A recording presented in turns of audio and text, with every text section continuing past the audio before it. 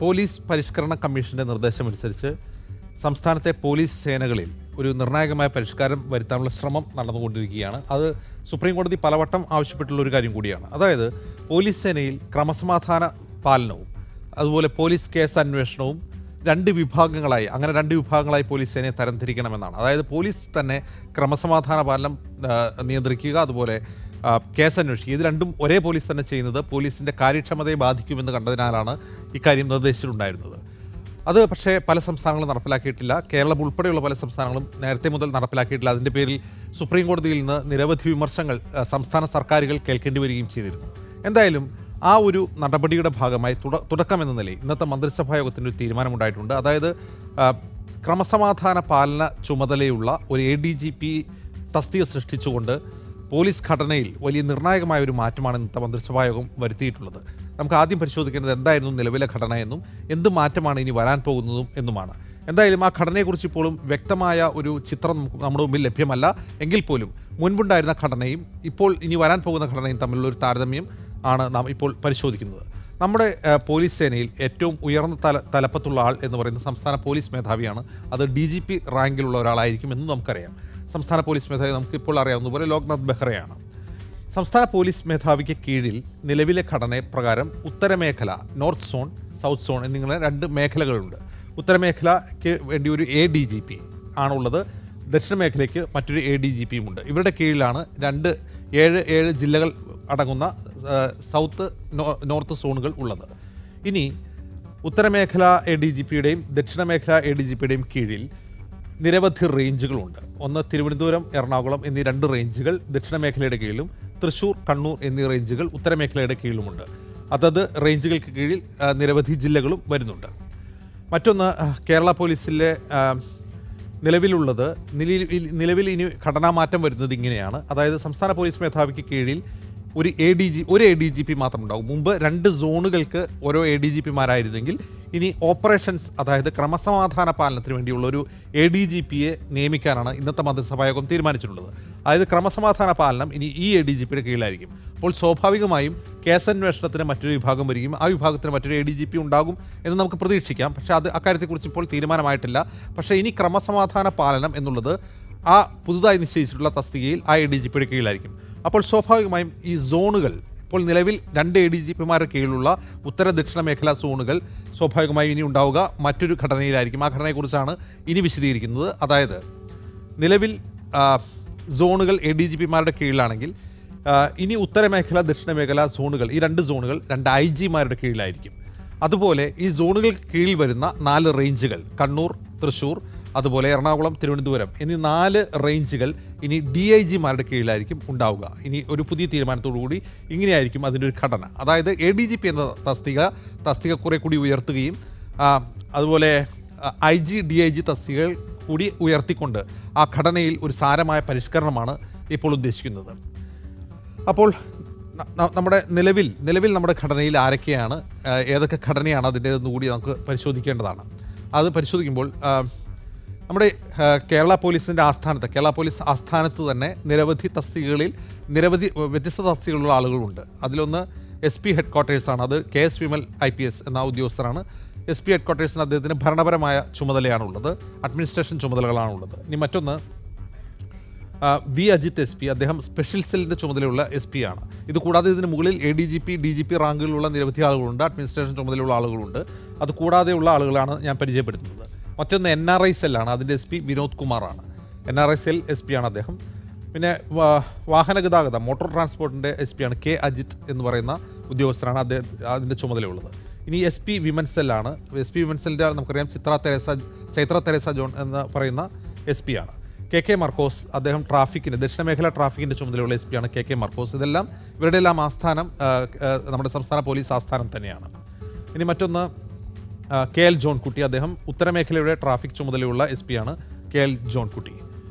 അനിൽകാന്ത് IPS-നാണ് ദക്ഷിണ മേഖലയുടെ ചുമതല. ഇപ്പോൾ ദക്ഷിണ മേഖല, അതായത് സൗത്ത് സോണിൻ്റെ ചുമതലയുള്ള ADGP ആണ് അനിൽകാന്ത് IPS.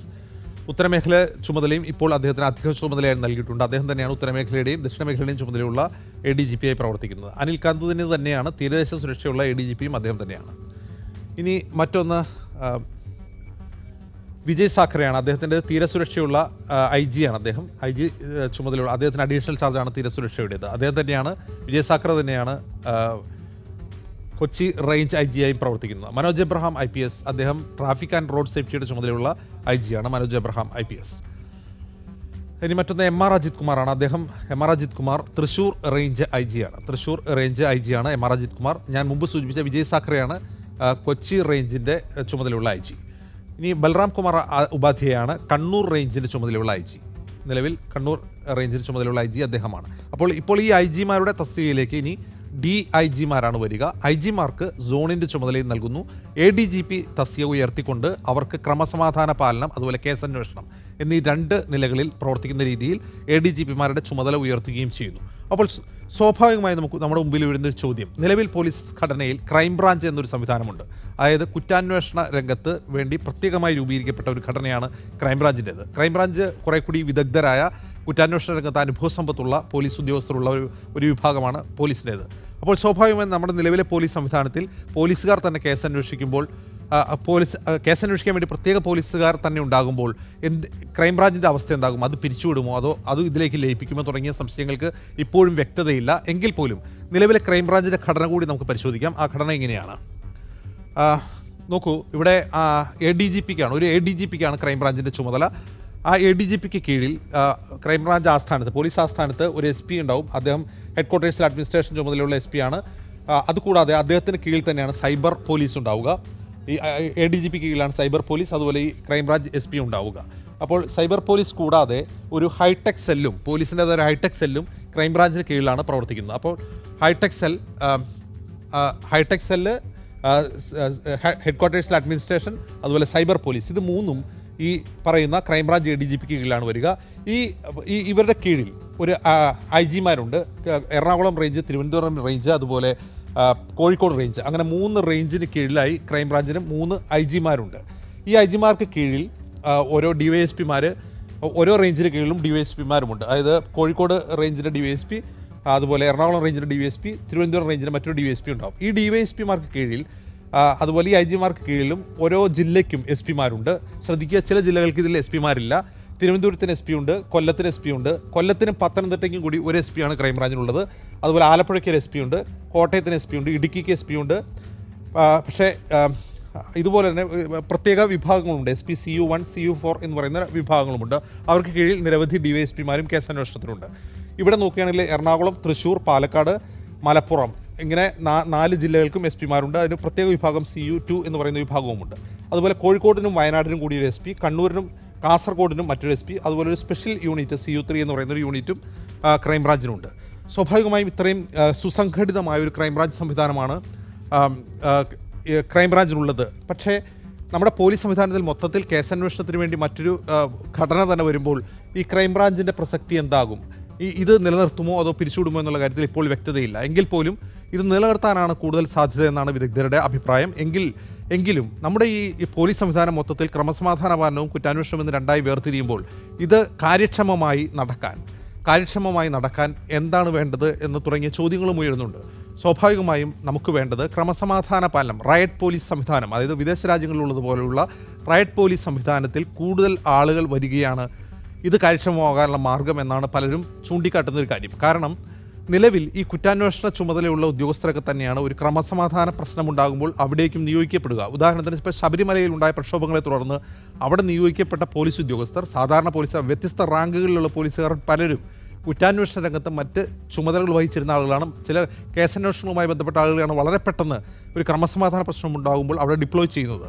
അപ്പോൾ ഇങ്ങനെ വരാതിരിക്കാൻ, അതായത് കുറ്റാന്വേഷണം നടത്തുന്ന പോലീസുകാർ അത് തന്നെ ചെയ്ത് അതിൽ കൃത്യമായി അവർക്ക് മുന്നോട്ട് പോകാൻ കഴിയണമെങ്കിൽ ക്രമസമാധാന പാലന രംഗത്ത് കൂടുതൽ പോലീസ് സേനയെ വിന്യസിക്കുകയും അതിലേക്ക് കൂടുതൽ റിക്രൂട്ട്മെൻറ്റ് നടക്കുകയും വ്യത്യസ്ത തലങ്ങളിൽ, വ്യത്യസ്ത ഘട്ടങ്ങളിൽ പ്രവർത്തിക്കുന്ന പോലീസ് ഉദ്യോഗസ്ഥരുടെ വലിയ നിര ക്രമസമാധാന പാലന രംഗത്ത് ഉണ്ടാകേണ്ടതുണ്ട്. അതുപോലെ ക്രമസമാധാന പാലനവും കുറ്റാന്വേഷണവും ഒരുമിച്ച് വരുന്ന ചില മേഖലകളുണ്ട്. ഉദാഹരണത്തിന് രാഷ്ട്രീയ കൊലപാതകങ്ങൾ പോലുള്ളവ. ഒരു ക്രമസമാധാന സിറ്റുവേഷൻ ഉണ്ടാകുന്നു, ഒരു വലിയ സംഘർഷം ഉണ്ടാകുന്നു, അതിൽ തുടർന്ന് കുറ്റകൃത്യങ്ങൾ ഉണ്ടാകുന്നു, അത് അന്വേഷിക്കേണ്ടി വരുന്നു. ഇത് രണ്ടും കൂടി ചേരുന്ന കാര്യങ്ങളിൽ എങ്ങനെയാകും ആ കേസന്വേഷണം മുന്നോട്ട് പോവുക തുടങ്ങിയ കാര്യങ്ങൾ കൂടി വ്യക്തത വരേണ്ടതുണ്ട്. എന്തായാലും ദേശീയ പോലീസ് കമ്മീഷന്റെ നിർദ്ദേശപ്രകാരം സുപ്രീം കോടതിയുടെ കൂടി ആവശ്യപ്രകാരം സംസ്ഥാനങ്ങൾ ഇത്തരത്തിലുള്ള ഘടനാപരമായ മാറ്റങ്ങൾ ഉണ്ടാകുമ്പോൾ പോലീസ് സേനയിലെ എണ്ണവും ഗുണമേന്മയും വർദ്ധിപ്പിക്കേണ്ടതും സംസ്ഥാനങ്ങളുടെ ചുമതലയാണ്. ഇത് സംബന്ധിച്ച് നമുക്ക് പറയാനുള്ളത്. ഒരു ഇടവേളയിലേക്ക് കൂടി പോകുന്നു.